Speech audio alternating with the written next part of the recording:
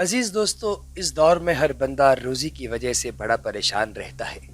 एक भाई ने पैगाम भेजा कि मैं 6-7 साल पहले अपना कारोबार कर रहा था जो कि प्रिंटिंग का था।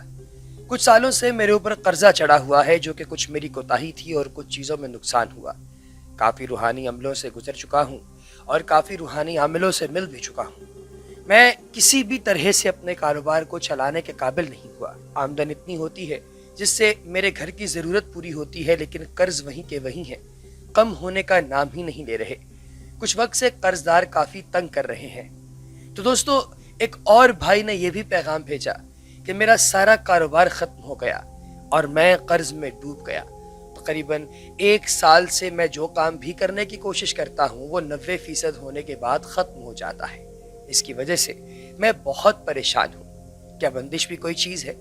मेरे दोस्त कहते हैं कि किसी ने बंदिश कर दी है। मुझे समझ नहीं आता कि मैं क्या करूं।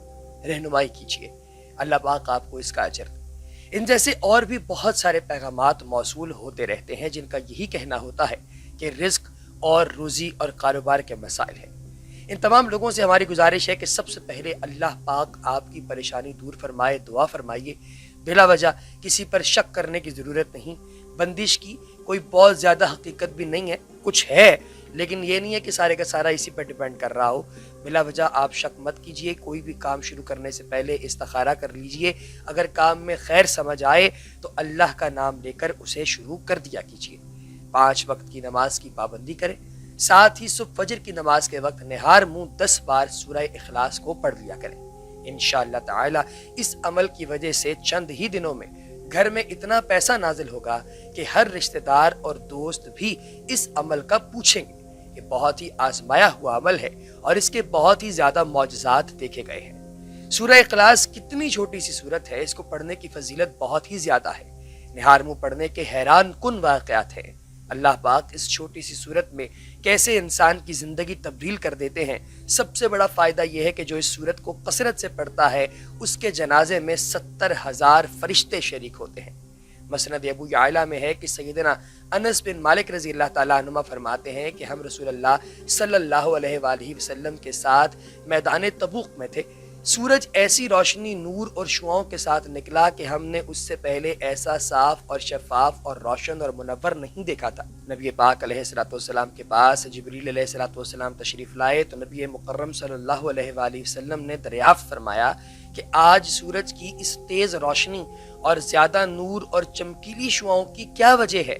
तो जिब्रील अलैहिस्सलाम ने फरमाया कि आज मदीना में मुआविया बिन मुआविया लीनी का इंतकाल हो गया है, जिनके जनाजे की नमाज के लिए अल्लाह ताला ने 70,000 फरिश्ते आसमान से भेजे हैं। पूछा उनके किस अमल के बाइस? तो फरमाया कि वो सूरह इखलास यानी कुल हु अल्लाहु अहद को दिन रात चलते फिरते उठते बैठते पढ़ा करते थे। अगर आपका इरादा हो तो ज़मीन समेट लूँ और आपके उनके जनाजे की नमाज जो है वो आप उनके साथ जाके अदा कर लें। तो आपने फरमाया बहुत अच्छा।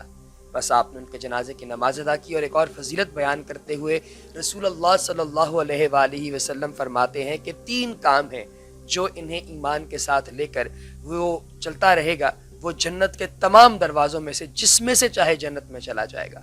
और जिस किसी हूर जन्नत से निकाह चाहता है उससे उसका निकाह कर दिया जाएगा। पहला, जो अपने कातिल को माफ़ कर दे, पोशीदा कर्ज अदा करे और हर फर्ज नमाज के बाद 10 मरतबा सूरह इखलास पढ़े। सैयदना अबू बकर सिद्दीक रज़ी अल्लाह ताला अन्हु ने पूछा, या रसूलल्लाह सल्लल्लाहु अलैहि वसल्लम, जो इन तीनों कामों में से कोई एक कर ले? तो आप अलैहिस्सलाम ने फरमाया, फिर भी यही दर्जा है। नबी पाक अलैहिस्सलाम एक मरतबा कहीं से आ रहे थे, आपके साथ सैयदना अबू हुरैरा रज़ी अल्लाह ताला अन्हु थे। तो आपने एक शख्स को इस सूरह इखलास की तिलावत करते हुए सुनकर फरमाया, वाजिब हो गई। सैयदना अबू हुरैरा रज़ी अल्लाह ताला अन्हु ने पूछा, या रसूलल्लाह, क्या वाजिब हो गई? तो फरमाया, जन्नत। एक अंसारी मस्जिद कुबा के इमाम थे, उनकी आदत थी कि अलहम्द खत्म करके फिर इस सूरत को पढ़ते, फिर कोई और सूरत पढ़ते। एक दिन मुक्तदियों ने कहा कि आप इस सूरत को पढ़ते हैं फिर दूसरी सूरत में लाते हैं, या तो आप सिर्फ इसी सूरत को पढ़िए या फिर छोड़ दीजिए, दूसरी सूरत ही पढ़ा कीजिए। उन्होंने जवाब दिया कि मैं तो जिस तरह करता हूँ करता रहूंगा, तुम चाहो तो मुझे इमाम रखो, कहो तो मैं तुम्हारी इमामत छोड़ देता हूँ। अब उन्हें ये बात भारी जो है वो पढ़ी, जानते थे कि इन सब में से ये ज़्यादा अफजल है, इनकी मौजूदगी में दूसरों का नमाज पढ़ाना जो है वो गवारा नहीं है। تو اس لیے انہوں نے نبی پاک علیہ السلام کے پاس جا کر حاضری دی اور فرمایا کہ یہ واقعہ ہے سرکار دو عالم صلی اللہ علیہ وآلہ وسلم اس طرح سے ہوا ہے. ہم نے امام سے کہا ہے کہ یا ایک صورت پڑھیں یا پھر اس کی جگہ کوئی تبدیل کر دیں, آپ کوئی دوسری صورت پڑھ لیں. تو آپ علیہ السلام نے امام صاحب سے کہا تم کیوں اپنے ساتھیوں کی بات نہیں مانتے اور ہر رکعت میں صورت کو کیوں پڑھتے ہو؟ تو وہ کہنے لگا یا رسول اللہ صلی اللہ علیہ وآلہ وسلم مجھے اس صورت سے بڑی محبت ہے. آپ صلی اللہ علیہ وآلہ وسلم اس کی محبت نے تجھے جنت میں پہنچا دیا, یہ آپ نے فرمایا. اس کے علاوہ بھی سورہ اخلاص کے بہت زیادہ فضائل ہیں پیارے دوستوں جو حدیث نبوی صلی اللہ علیہ وآلہ وسلم سے معلوم ہوتے ہیں. ابھی میں آپ کو جو حضرت علی رضی اللہ تعالی عنہما کا فرمایا ہوا فرمان ہے کہ صبح سورج نکلنے سے پہلے قل هو اللہ احد پڑھا کرو, اس کو پڑھنے سے کون سی طاقت ملتی ہے, اس پر بات کرتے ہیں. حضرت انس فرماتے ہیں کہ ہم غزوہ تبوک میں آپ صلی اللہ علیہ وآلہ وسلم کے ساتھ تھے. ایک دن سورج ایسے نور اور روشن کرنوں کے ساتھ طلوع ہوا کہ اس سے پہلے ہم نے کبھی نہیں دیکھا تھا. تو تھوڑی دیر بعد حضرت جبریل علیہ السلام نبی پاک علیہ السلام کی خدمت میں حاضر ہوئے. تو آپ صلی اللہ علیہ وآلہ وسلم نے فرمایا کہ جیسے آج سورج طلوع ہوا ہے ایسا اس سے پہلے کبھی نہیں دیکھا. تو انہوں نے عرض کیا کہ آپ صلی اللہ علیہ وآلہ وسلم کے صحابی معاویہ بن معاویہ لیسی مدینہ طیبہ میں انتقال فرما گئے ہیں. اللہ تعالیٰ نے ان کی نماز جنازہ میں 70,000 فرشتے بھیجے ہیں. تو آپ علیہ السلام نے دریافت فرمایا انہیں یہ مقام کیسے حاصل ہوا؟ تو سیدنا جبریل نے فرمایا کہ وہ دن رات چلتے پھرتے اٹھتے بیٹھتے ہر حالت میں سورہ اخلاص کی تلاوت کیا کرتے تھے اور یہ اسی کا اجر ہے. یہ سورت ہر مسلمان مرد و زن اور بچے بچی کو یاد ہوتی ہے اور ہونی بھی چاہیے. اس حساب سے ان کے فضائل کا حصول ہم سے ہر شخص کے دسترس میں بھی ہے. کیوں نہ ہم آج ہی سے سورہ اخلاص پڑھنا پیارے دوستوں شروع کر دیں. سرکار دو عالم صلی اللہ علیہ وآلہ وسلم کی نگاہ میں اس سورت کی بڑی اہمیت تھی. آپ مختلف طریقوں سے مسلمانوں کو اس کی اہمیت وقتاً فوقتاً محسوس کرواتے رہتے تھے. پیارے دوستو سورج نکلنے سے پہلے 4 مرتبہ آپ تمام احباب نے یہ سورت پڑھنی ہے. حضرت عبداللہ بن مسعود روایت کرتے ہیں کہ قریش کے لوگوں نے سرکار دو عالم صلی اللہ علیہ وآلہ وسلم سے کہا کہ آپ اپنے رب کا نسب ہم سے بیان کیجئے.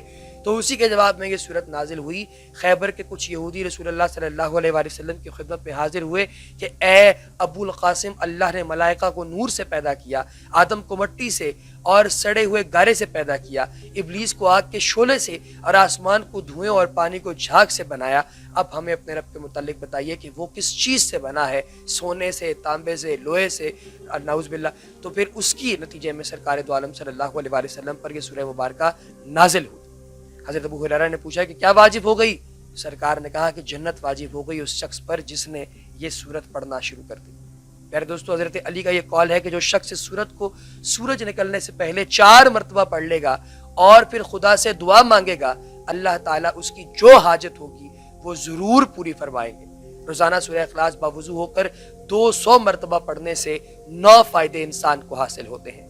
اللہ تعالیٰ 300 غضب کے دروازے بند کر دیتا ہے. دشمنی, قہر, فتنہ, ناراضگی, اور یہ آپ سب کو معلوم ہوگا کہ جب اللہ تعالیٰ ناراض ہوتا ہے تو وہ انسان سے نعمتوں کو چھین لیتا ہے. جب اللہ تعالیٰ راضی ہوتا ہے تو غضب کے دروازے بند کر دیتا ہے. لہٰذا سورہ اخلاص آج سے پڑھنا شروع کر دیجئے. اللہ تبارک و تعالیٰ آپ کا اور ہمارا ہم سب کا حامی ناصر ہو. اگلی ویڈیو تک دیجئے اجازت. اللہ حافظ.